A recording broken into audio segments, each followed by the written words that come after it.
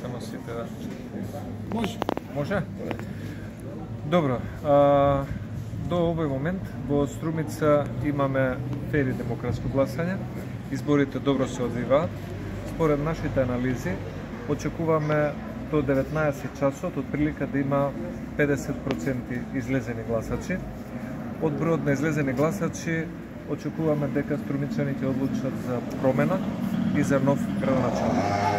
Доволно долго време, 20 години, општината беше фамилиаризирана од една мала група на луѓе и сметаме дека е време да се даде шанса на едно ново раководство кое што ќе обединува и во Струмица и ќе го обединува и граѓаните и проектите кои што се потребни.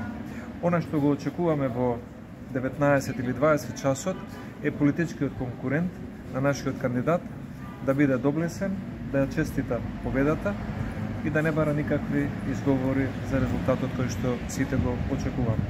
Како сериозна партија, нормално дека имаме повеќе опции. Првата опција е да победиме со 4000 разлика, втората опција е да победиме со 3000 разлика, третата опција е да победиме со 2500 разлика по однос на другиот кандидат. Во секој случај, Струмица вечерва ти има добра причина за да прослави и од утре да се зафати со решавање на многуте проблеми со кои што струмичани се соочуваат.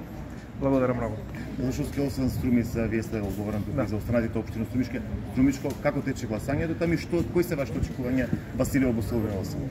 Гласањето и во Ново село, Босилово, Василево и во Радовиш се одвиваат на мирен начин, фер и демократски услови. Сега за сега гледаме дека излезноста е задоволителна.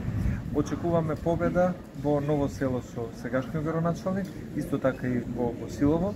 Исто така очекуваме победа и во Радови со новиот кандидат за градоначалник и во Василево со Славјан Донов. Сметам дека целиот југоисточен регион ќе добие една компактна структура на локалните единици на локална самоуправа, што во сработка со власта ќе даде еден нов импулс за поддршка на општините. Благодариме.